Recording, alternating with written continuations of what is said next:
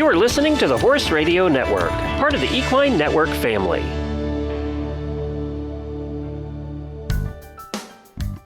Hello, I'm Stephanie Ruff. And I'm Aviva Nebeski. We're the hosts of the Dressage Today podcast, where you can find us talking about anything and everything dressage related. Our conversations span the world of dressage, from leading riders to local level dressage heroes. We're talking training advice, showing tips, and sharing stories to inspire your own dressage journey. So tune in, then tack up. Welcome to the Dressage Today podcast, sponsored by EquiThrive. Later, we will be talking to Emily Donaldson, a USDF Bronze, Silver, and Gold medalist based in Parkersburg, Pennsylvania.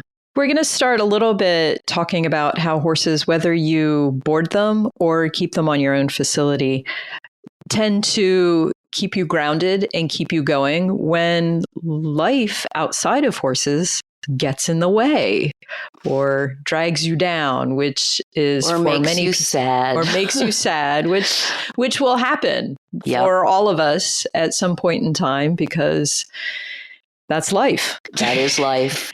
So my experience with that most recently, I have dachshunds and I have old women that I've adopted. And one of them, our Lola, was the most beautiful long-haired dachshund anybody's ever seen. We got her when she was 12. And a few weeks ago, she sort of started getting really finicky about eating, which, if anybody knows dachshunds, knows that's really weird. And then she started to have diarrhea. So, of course, I took her to the vet. And long story short, she ended up having incredibly severe acute pancreatitis, and nothing that we did was able to save her, and we ended up euthanizing her. Yeah.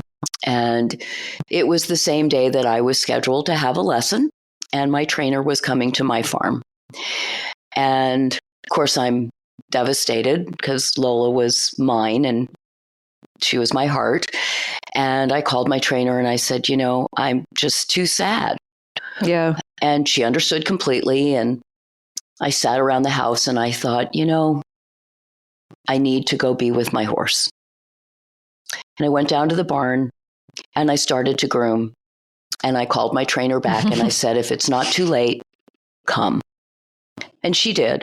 And I ended up having a lesson. And I can't say that I rode particularly well, and I can't say that she pushed me particularly hard. But for that 45 minutes, I was focused on something other than the pain of losing my dog. Exactly. And, when you exercise, you release endorphins. And so when I finished, I felt better. Yeah. And it was a reminder to me that, getting on your horse, there is a special bond when we ride our horses. There's that meme that goes around Facebook about how the hearts beat together. Yeah. And it really is true. And riding, although it felt kind of like a weird, selfish, strange thing to do, ended up being the best and smartest and most compassionate thing that I could have done for myself. Yeah. Right. Yeah, that's the biggest thing I feel, just even on a regular basis, even if nothing disastrous is going on, but just whenever I'm riding, I do not think about anything else. Yeah. So you're just focused on that. And it's for that short period of time that you're just focused on something else. Now, as soon as I got off and finishing up, then everything starts, you start thinking about all the other things. But for that period of time, it's a break from and whatever. I think there is a little carryover. I mean, I know that when we bought our farm, one of the things that I knew was that almost everybody that I know who keeps their horses on their own property, they never ride. Something is always getting in the way. Yep. And there are days that the thought of having to groom my horse and tack him up and get on him is so overwhelming. Yeah. And I keep saying, you bought the farm to ride your horses. Right. And I do it. And every time I ride, I get off and I'm grateful that I did it. Right. So, exactly. there is a little bit of a carryover, and, bad things happen in our lives, and sometimes we're stressed and sometimes we're tired. But that ride, even if it's only a brief 20 minutes, walk down the driveway and back and, trot for a couple minutes, just, I think, really releases something in us that allows us to keep going. It absolutely does. I completely agree. And so, yeah, sometimes you have to kind of push yourself to take that step. But yeah, I'm always glad that I did. When it's all said and done, it's like, yeah, okay. It's better now. So for everybody, just go ride your horse. Yeah. Yeah. The best advice, just go ride your horse. Just go ride your horse. That's the best we can do. Yeah. And give yourself grace. And if you don't feel like working, just ride your horse. There you go. We don't have to work every day. We can sometimes just enjoy being with our horses. Yeah, exactly. Yeah.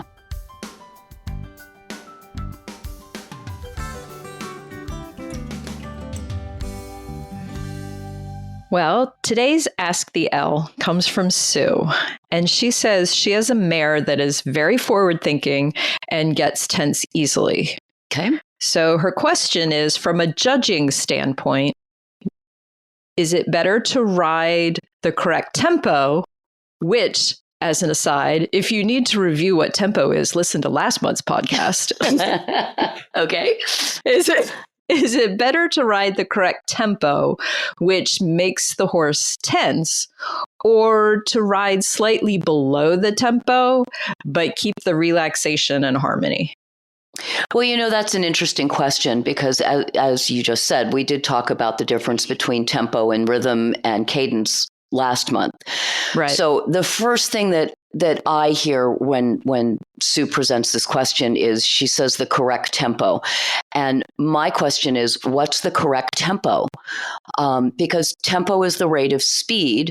And there is no correct rate of speed. If you watch 5 horses and you check their beats per minute in the various gaits, you'll see that there's variation. Rhythm is always the same. Walk is 4 beat, trot is 2 beat, canter is 3 beat. Tempo is variable. So we talk about wanting our horses to be forward. And it sounds as if Sue's horse is a little bit quick in her thought, and not just forward, but maybe also a little bit hot. And the forward, hot thinking horses can become a little bit more tense. So forward and tempo are not the same. Tempo, again, is the rate of speed. Forward is the degree of push from behind, the degree of sit, the amount that the hind legs come underneath the barrel. So I have a feeling, Sue, that your horse likes to go a little bit fast. And that when she goes fast, she probably takes shorter strides. So now we have fast without forward. And when she goes fast with shorter strides and is not forward, she's tense because she's not coming over her back. Yeah. So from a judging perspective, I would prefer to see a horse that is maybe a little bit slower than what the horse desires, if that slow translates into throughness. Right. So, one of the rules of thumb is that, this sounds bad, but think it through for a second after I say it. The slower the horse goes, the harder the horse has to work. Right. Because the slower they go, the more they step underneath themselves, the more they spend time up in the air. Mm-hmm. And that's what we want. That's the throughness, that's the cadence, that's the forward, that's the power. So I'm taking a wild stab in the dark that Sue's horse is probably a thoroughbred mare, because thoroughbreds do tend to be, or maybe an Arab. They do tend to be a little bit quicker and a little bit tighter. Yeah. And by slowing down the tempo, it forces the horse to think a little bit more about what the footfalls are, and it creates the throughness and it creates the harmony. And that's what I want to see in the show ring. Now, having said that, there is too slow. Right. You can't go too far the other way. Yeah. So, it's interesting. My horse, Leo, his tempo was always quicker than what I am comfortable with. But my tempo was slower than his natural inclination. When we made a compromise, he was lovely. Yeah. So I have a feeling that probably something similar to that is going on with Sue, and that your horse needs to, and probably she needs to warm up a little faster than you want to go, because that's her way of expressing tension, and let her express some of it and get warmed up and get into the correct rhythm. And then you make the compromise that she goes a little slower than she wants. You go a little faster than you want, and you find that harmonious tempo that creates the harmony in the show ring. So that's a lot of words for an easy answer. I don't think it's so easy. It's not so easy, right? No, actually, nothing about dressage is easy, right? But that answer makes a lot of sense. Thank you. Yeah. So it was a good follow-up question to the discussion that you had last month on rhythm and tempo. So yeah. So listen to both of those together and then go ride your horse. Even if you're depressed. Or feeling sad or stressed. Or feeling sad. Yep. And when we come back, we will have our conversation with Emily Donaldson.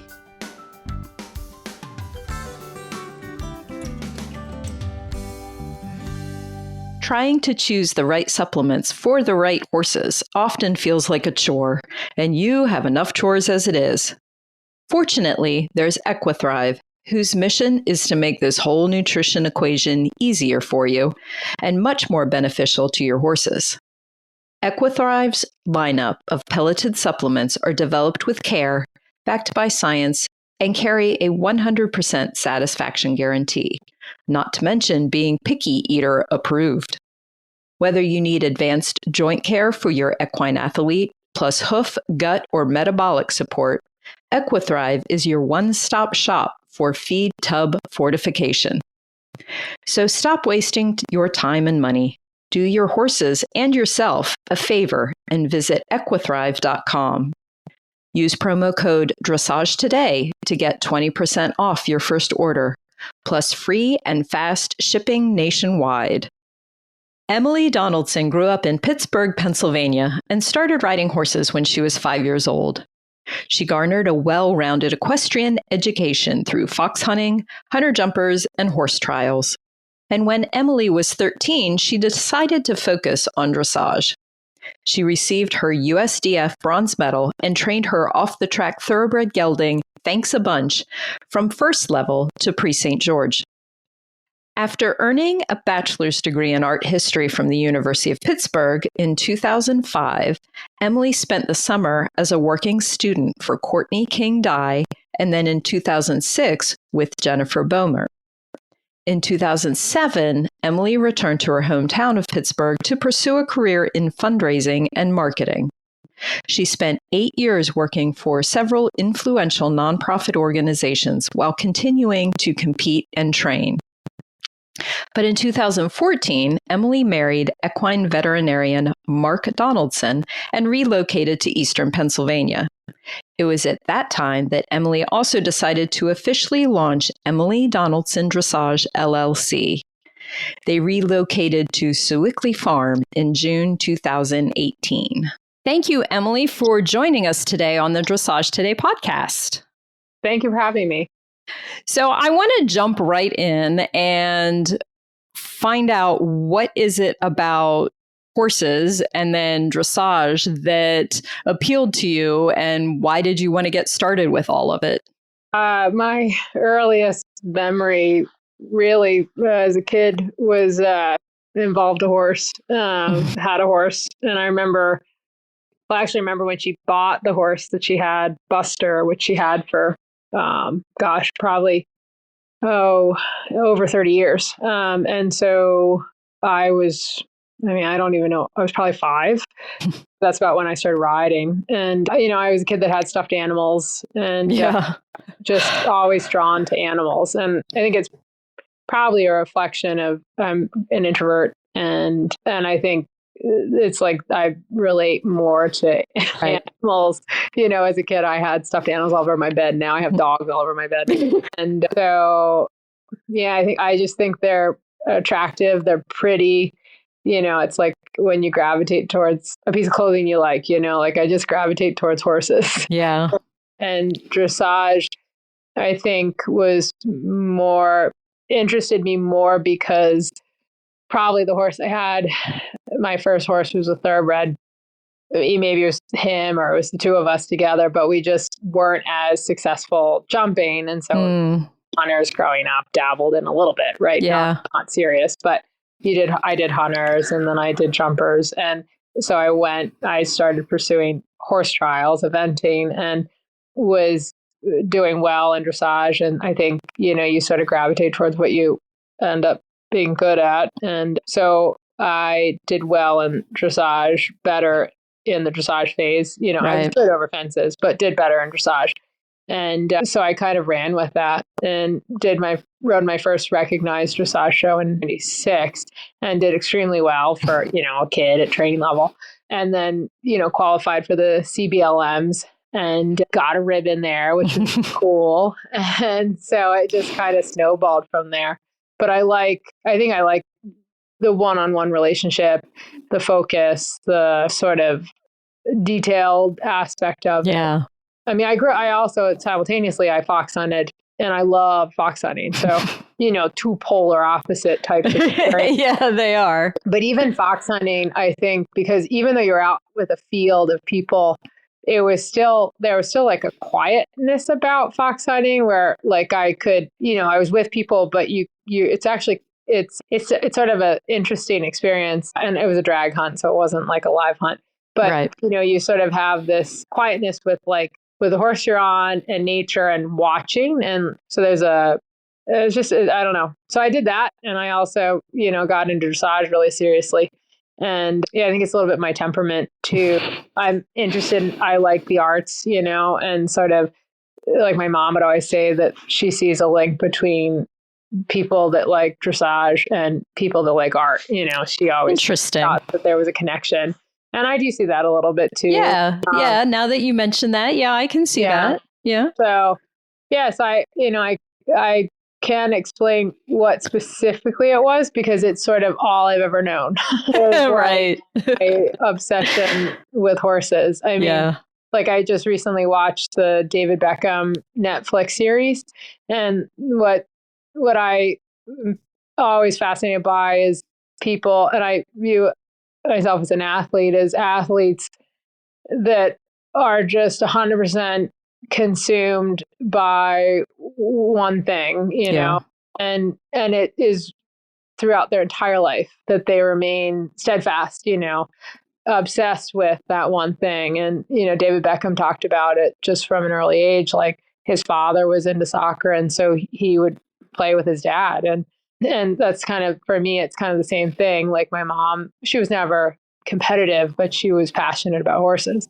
And so it was something that we shared. And then she was sort of the catalyst for me getting more involved. And she's enabled me to do it, driving me, and then providing for me, and my dad, paid for it. And so, anyway, but I think it is interesting when you realize that it doesn't matter what sport you're interested in. Right. But these, as individuals, everybody shares this one common passion for what they do, Yeah. And I think that, I think the people that are in it for the long haul have that. And I think what's sort of sad is it becomes a business.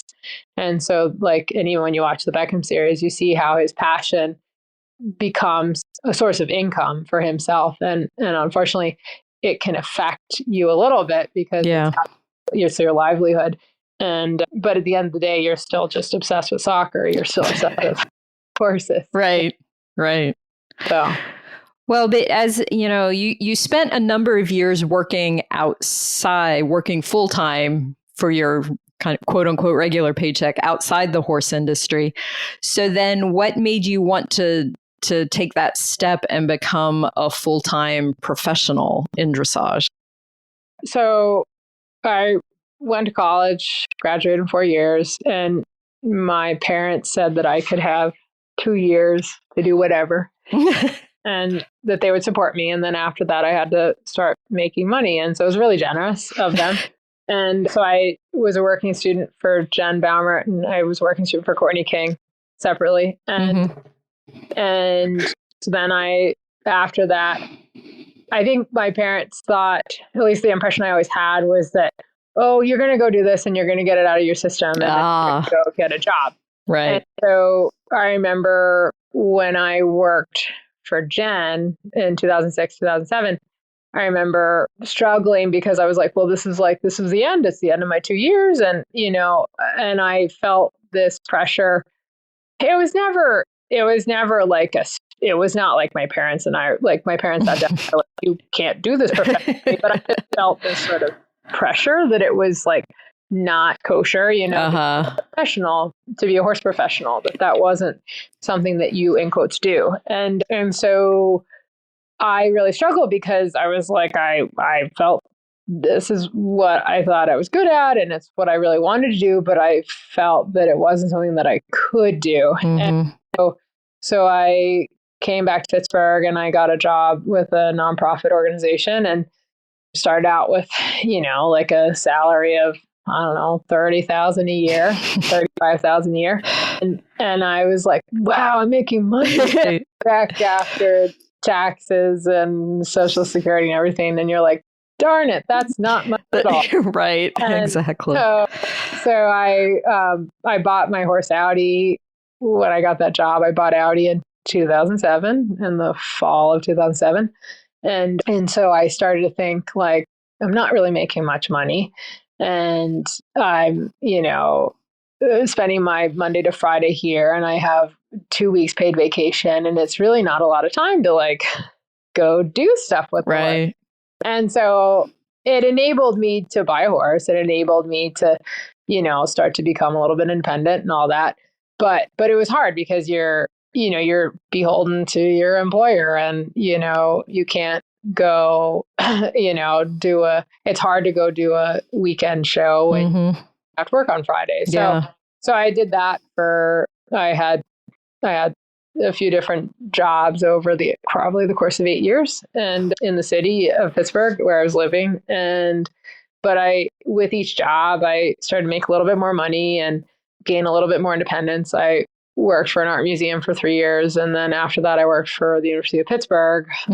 And so with that last job, I had even more independence. And so I could start to find ways of riding more horses on the side and teaching. And so with each job, I started to have a little bit more of a side job with horses and was thinking, more seriously, like I really do like this. And I was also trying to figure out if I was going to go get a master's degree.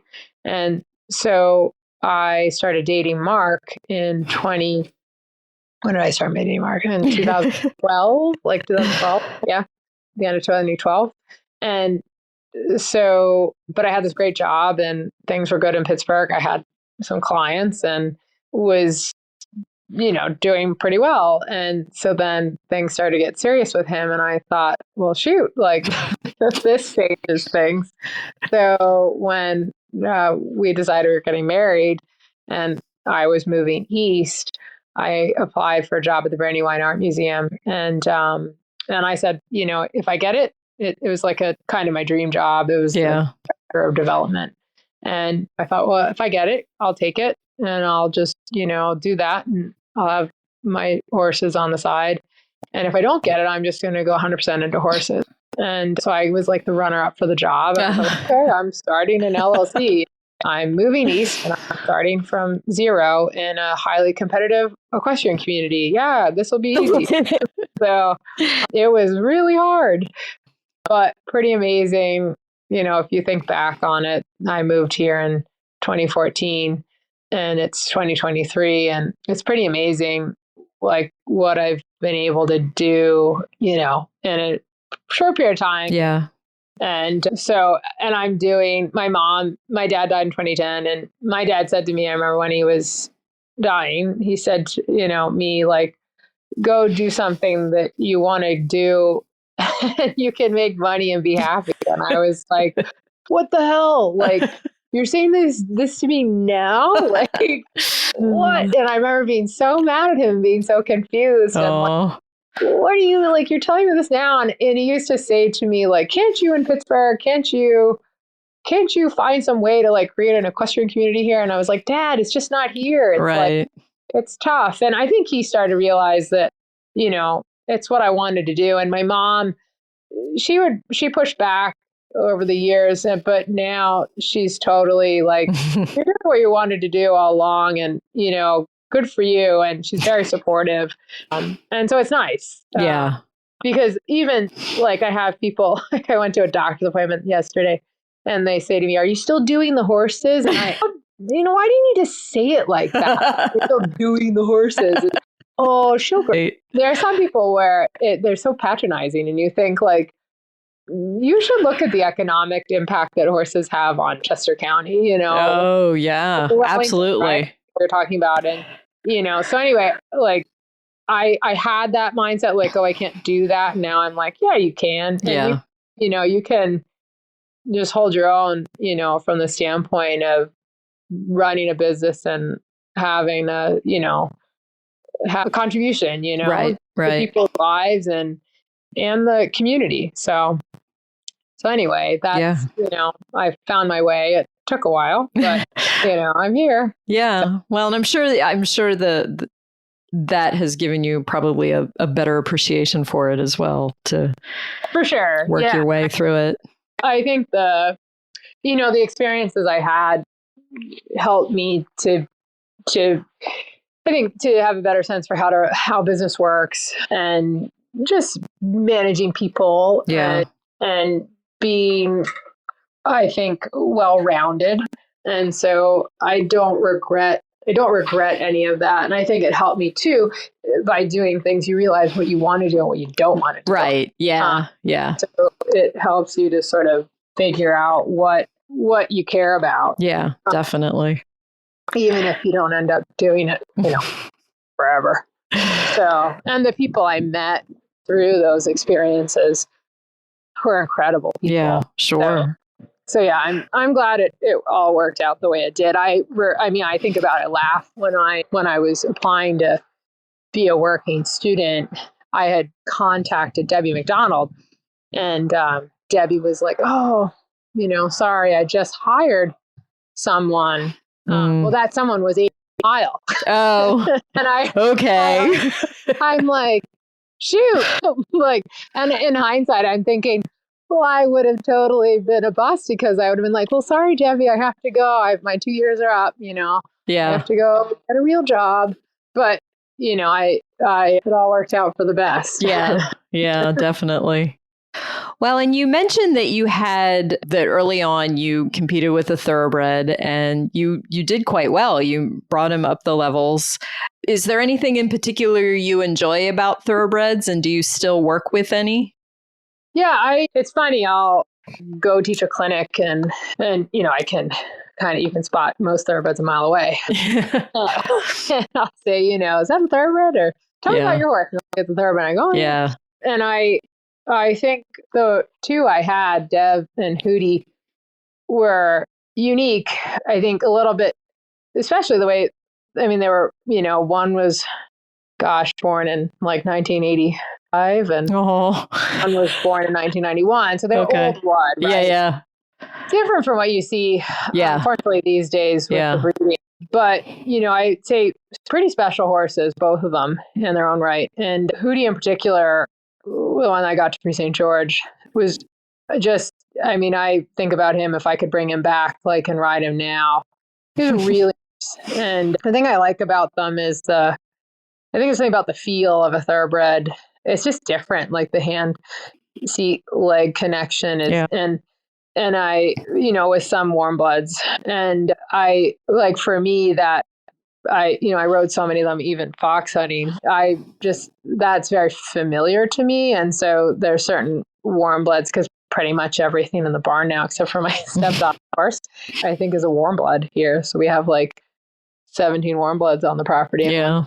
And so it's very familiar. And when I work with them in the context of lessons now, since I don't get to train any, it makes sense to me, and I can't explain it. But like when I rode Hootie, there would be this sort of process you would go through, and then all of a sudden you'd like get to the other side of it, and they like click in. And I think, some of the warm bloods are like that, but it's a little different. Mm-hmm. And so when I watch Lucy ride Jack, I don't really teach her anymore. She is doing jumpers, but I kind of want to be like, can I just get on? Because I'm like, I know what you're after.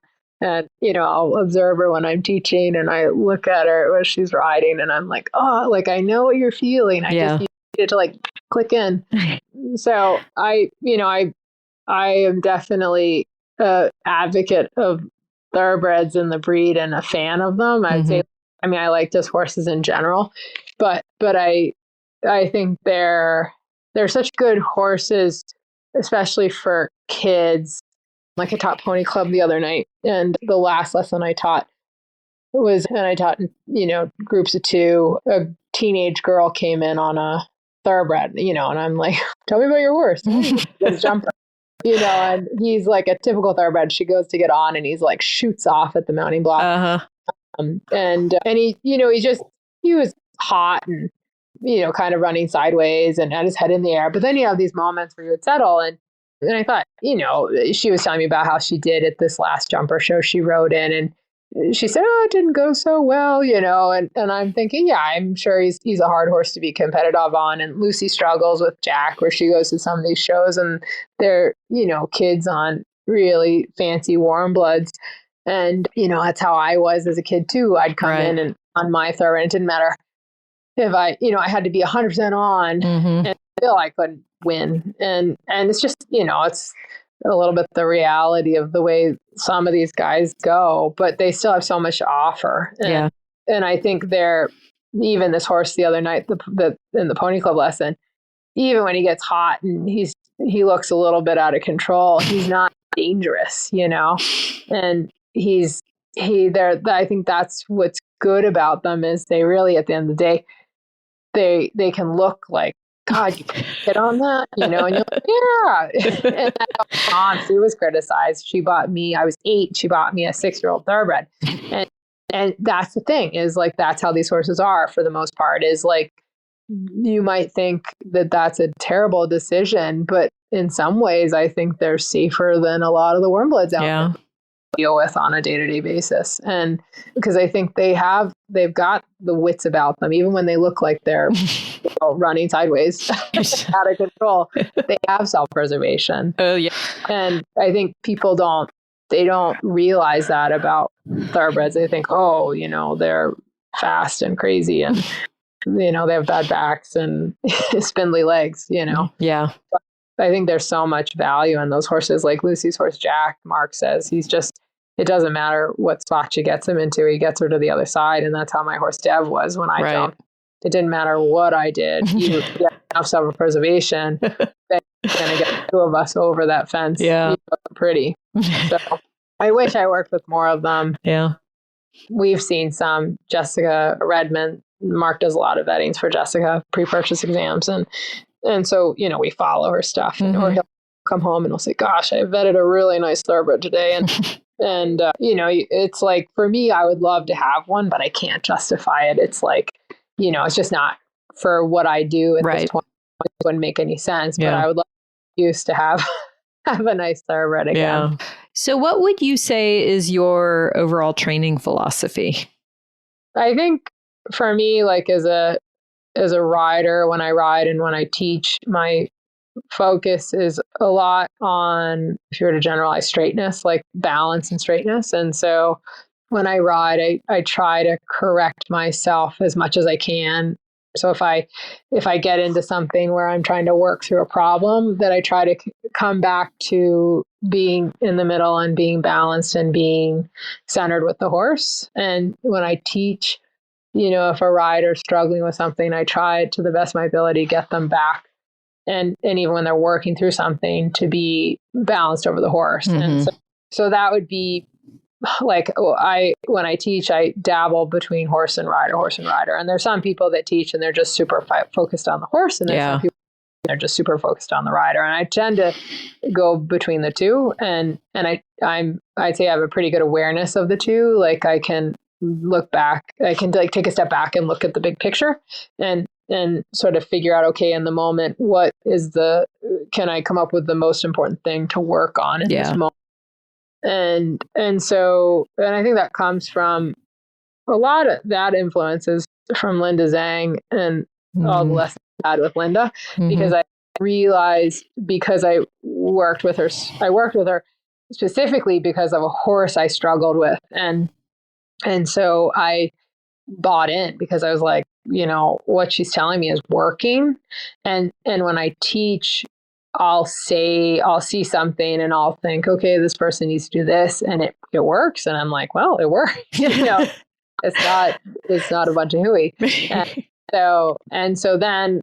that's a little bit like, I think, the kind of mathematic kind of physics side, science side of riding, and then there's the artistic side of riding, the feeling part, where I do at times feel like you kind of just have to ride a little bit sloppy and work through things. And so I think I go back and forth between the two, because I feel like, yes, you can't just be falling, crooked off the side of the horse and working through a suppling issue, because it can backfire where, you can throw the horse out of balance. So I really do feel like the trainers I worked with in the past, like Lars Peterson. Lars is really like feeling type of trainer. And Tim a lot is, Tim goes back and forth between the two, but he also gets into the feeling part. And so I appreciate both aspects, because I think both are equally important. And when you watch riders like Charlotte Jourdain, I think Charlotte is so correct and so balanced, but she also has the feel part. Like, she hides the fact that she has so feel.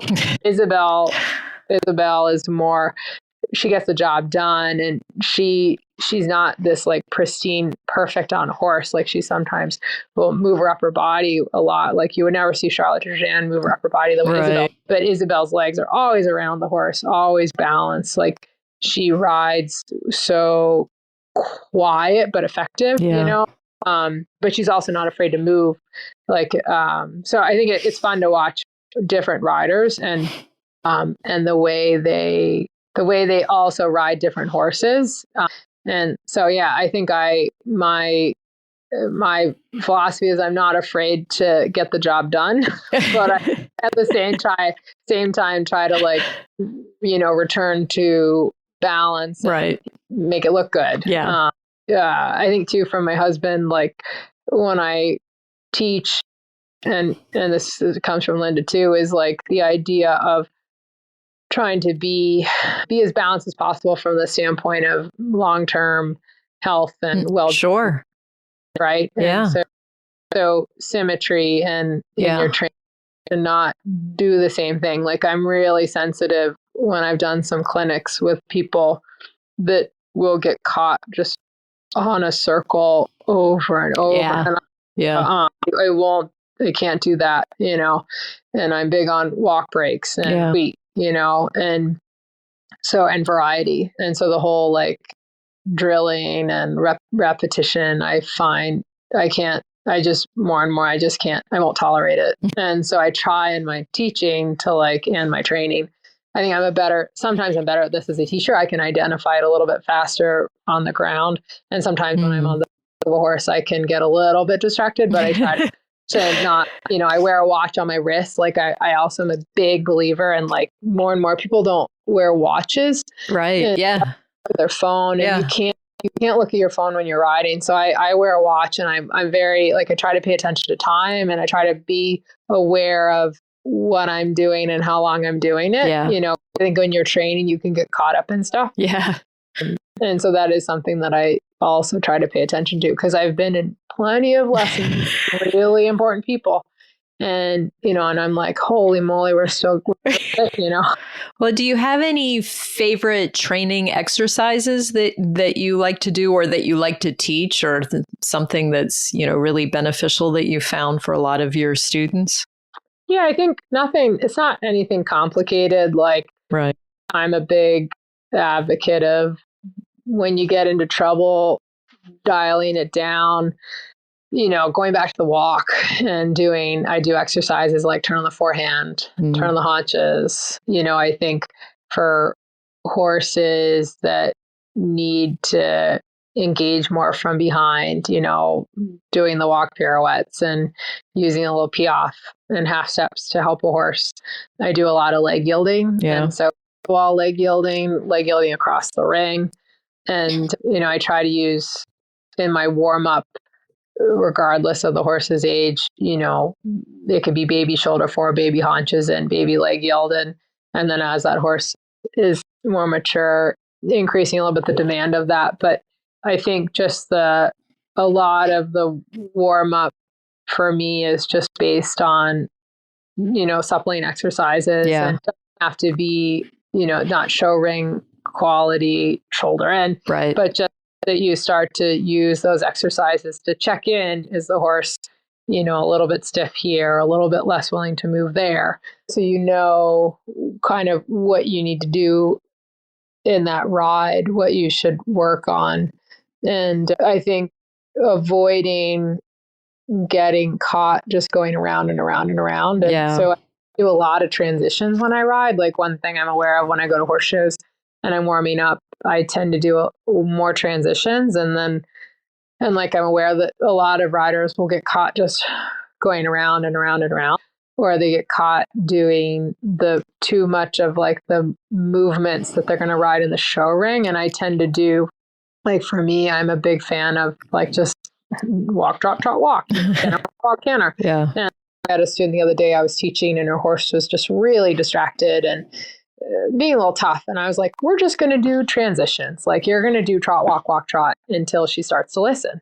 And so instead of like fighting with the horse, use the transition mechanics of the transition, the changing from one, 4-beat to a 2-beat rhythm. And so as you just repeat that in a calm way, the work, it starts to do the work for you. Yeah. And you, like, manhandle the horse. And so I tried, it's like ride smarter, not harder, And I think the more I remember that, like, if I have a bad ride on a horse and I'm like, why didn't, like, what happened, and then I'll come out the next day. And usually if I think more about using the transitions, going back to the walk, doing those, lateral exercises, and then it gets better. And I find when I have bad rides, it's because I got caught going rabbit hole of staying in one thing for too long, Yeah. And it always, for me, like, that backfires. And so the more I can remember to like use those exercises to help the horse, it usually works. Right. Well, and you mentioned your husband, Mark, who is an equine veterinarian.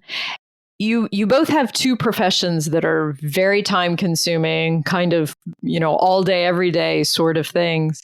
So how have you managed to do your professional and personal lives? It's hard. Or have you? No. Yeah. I'll figure it out. Yeah. Mark he works long days, and, the days that he has where he's, maybe gets home earlier, it's because, he has Lucy to pick her up and take her to a lesson. But then he does that, and then he's upstairs right now on his computer doing emails, right? Yeah, pre-purchase exam report or whatever. And so, we're both equally guilty of working hours, and I'm notorious because I don't take a day off, and so that's something that I struggle with. I think, one, I like what I do, and I don't like, and he's the same way. It's like, you don't like to turn away business. Yeah. And so it's hard for me to it's just hard to set boundaries. And I've talked to a friend of mine who's a mentor, friend, trainer, and it's like, I think you get to a point in your life where you just start to feel less worried about business and more comfortable. Like, I've got a future in this. I don't need to everything that comes my way. And I have moments where I'm learning to set boundaries, but it's hard because I'm a pleaser and I like to make people happy. Yeah. So yeah, I think we're both equally passionate about what we do, and we are driven to be good at it and to be successful. And my dad was the same way. My dad would come home at 9:00 at night. And so I think I grew up with that, and I'm normal. Yeah. Mark is my husband now, and that's normal too, right? So I'm like, well, it's okay.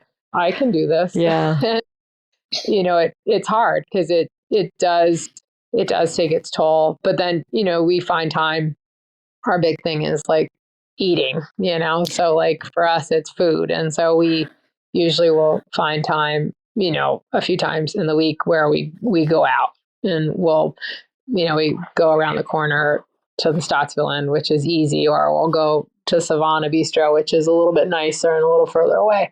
But usually it's like you just find the time a few times a week where you can do that, where it's not just like, Tuesday night dinner where you're eating in 15 minutes and then often doing something else, on your phone or like laptop. So, but I think it's somewhat easier because we're both the same type of people that way. I'm a little bit more strung out than he is, but we're both very similar temperaments too. So both like introverted and need that sort of downtime. And so it's like we can coexist, be in the same room doing something and we're not talking, right, but at least we're, aware of each other's company and energy. Yeah. So you mentioned going out to eat. Is there anything else that you do to help support, like your mental health and your physical health? And do you work out besides riding, or is there anything else that you commonly do? Between the two of us, or for me personally? Oh, either, both, whatever. Yeah. I mean, I was doing in Florida, I would do physio, we call it physio, but like stretching, alternative, right, to horses with Andrea. And then we've tried to do it remotely, but it's not the same. But I really enjoyed that. And I will say, like, going to Florida was always helpful because it would be a smaller group of horses, smaller group of people. And then I could myself. And then when I'm at home, I teach, I have a barn of 18 and I teach all these shipping lessons, and I'm, travel to teach. And so there's less time for me. Right. Mark's better about, like, he'll work out. He plays hockey twice a week. And so for him, that's his escape. Yeah. And I think it's harder for me when I'm in Pennsylvania. It's harder for me to find that time. Like what I tend to do is I'll go get like a pedicure, or massage, or like, got a facial the other day. And so I try to like carve, like this morning, it sounds ridiculous, but I didn't have to start teaching at 7 a.m. And so I didn't start until like 8:30. And so I cleaned the house, and I am like patting myself on the back because I was like down on my hands and knees, like cleaning the floor, and I folded laundry, which I never fold laundry. And that, for me, that sounds crazy, but that was actually like that was like personal time, right? Because something different, and it was satisfying to feel like I actually did something I should have done a long time ago. Right. And so it was like no longer a monkey on my back. Traveling whenever we can, we'll go to New York City for a night, or, it's just like getting away for 36 hours or 24 hours that's great, that it like it's like hits reset for both of us. We went to Aachen this summer, which was really, and we've done that a few times, and that's something that we both really enjoy doing. And so we try to find like little vacations, chunks of time that we can take a vacation. Yeah. And I'm pretty easy to satisfy. I'd say like a night out or something, and then I hit, it's like reset. Yeah. So Yeah. You're good for a little while. totally. Yeah. Well, my last question for you is one we've been asking all of our guests and we've been putting together a reading list, but do you have any favorite horse books, could be fiction or nonfiction, or just books in general, that you would like to share? Yeah. And it's funny. My dad was a newspaper man and he read, my gosh, many books. And I, that's one of my guilty things is I wish that I inherited my dad's. Oh, okay. Well, that's okay. So I love the idea of reading, but I'm terrible at reading. Like my mom will give me a book and she'll say, "Did you read it?" And I read 3 pages and I felt. So I mean, for me, I'd say like the one book I think about that I love, Seabiscuit. Oh yeah, that's a favorite. And then I have books that I start and I never finish, like Isabel Worth's biography. Mm-hmm. And yes, I am a terrible person when it comes to reading.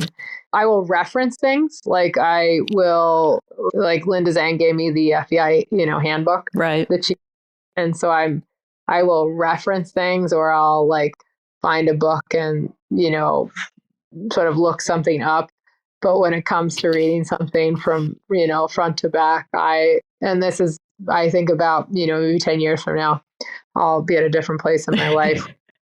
I'll be able to tell you, I think we're all guilty of starting books and, it just sits there for so long that you may as well just start it over again if you're going to actually try to read it. I know I'm guilty of that. I would say like movies and TV is sort of my way of decompressing. Yeah. I'm guilty of, I'm a workaholic. And so I think mentally when I want to check out, I don't want to have to work too hard. I understand. I right now gravitate towards mindless entertainment. I get it totally. But I have clients that have given me books and I carry these things around and I'm like, oh, never read that. So haven't read that. Oh, maybe that'll change. Maybe someday. Okay. Yeah. Well, I loved Seabiscuit as well. I also enjoyed the movie. So, it was a good movie too. Well, I certainly appreciate you sharing your stories with us and getting to know you a little bit better, and look forward to hopefully hearing more from you. Thank you very much. Thank you. Thanks for listening to the Dressage Today podcast. If you've missed any episodes or to subscribe, go to Apple Podcasts, SoundCloud, Stitcher, or wherever you get your podcasts. While you're there, please rate and review the show. Learn more and read in-depth training articles at dressagetoday.com, or you can visit our subscription video site, ondemand.dressagetoday.com. Be sure to give us a follow on Facebook, Instagram, Twitter, and Pinterest. Happy riding, and we'll see you at X. The Dressage Today podcast is a production of the Equine Podcast Network, an entity of Equine Network, LLC.